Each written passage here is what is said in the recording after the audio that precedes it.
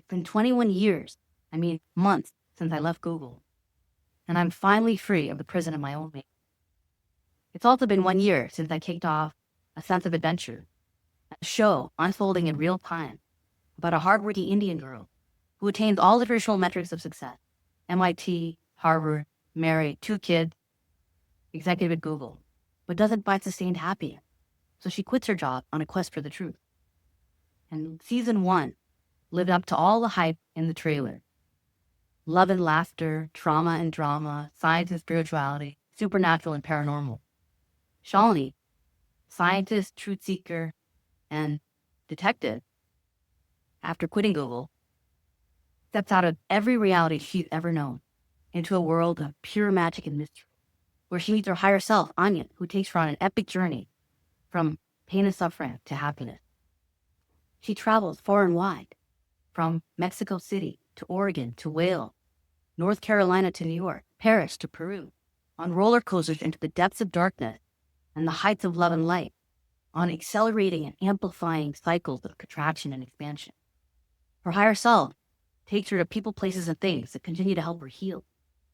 And as she confronts her fears, one time she's taken into a deep, dark well in her subconscious, where she meets a badly beaten and bruised fragment of herself, a part she's exploited and abused to get ahead, fit in, and survive in a world of scarcity.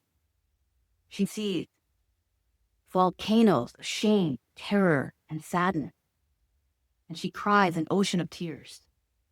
But then she discovers deep peace, and for the first time in her life, a sense of belonging on the earth and in her body. She discovers capital P childhood trauma and is plunged into dungeons, dragons, demons, and dark entities, teetering on the edge of insanity as they come to the surface. Then she learns how to transmute darkness to light through her heart, and she experiences unity consciousness. She's taken to the depths of hell, collective unconscious, in the jungles of Peru, where she learns how to stay grounded and heart-centered, channeling lightning and moving into the eye of the storm. And then every cell in her body comes alive with love and joy, and she experiences the collapsing of everything into oneness, singularity.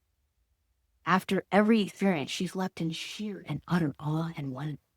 And she learns that behind every shadow is a gift, that darkness is as much a part of consciousness as light, and that polarity is necessary for evolution. She realizes she has free will, but when she honors the voice of her higher self, she sees spectacular results in her health and wellness, relationships, work performance, potential, and purpose.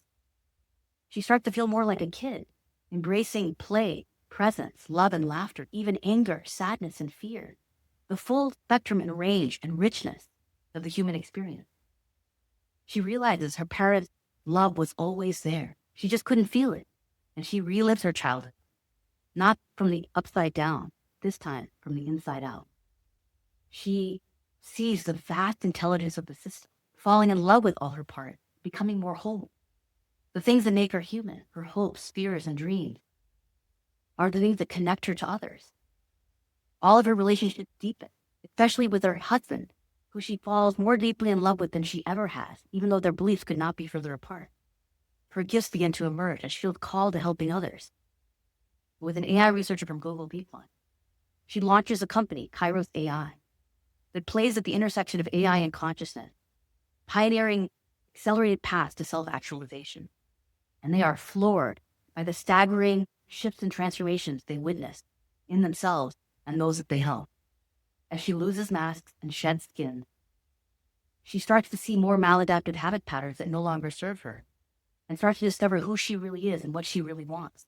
And this begins to rock the boat, bringing her 28-year marriage to the brink of fracture, where she learns to navigate treacherous terrain. She rises from the ashes of her past to step into the present, where her intuition and insight grow. She derives a model from quantum physics that explains both creation and the healing of severe mental illness. And she's led to a theoretical physicist from Cambridge and Oxford, who shares a new science that explains both her journey and her gifts.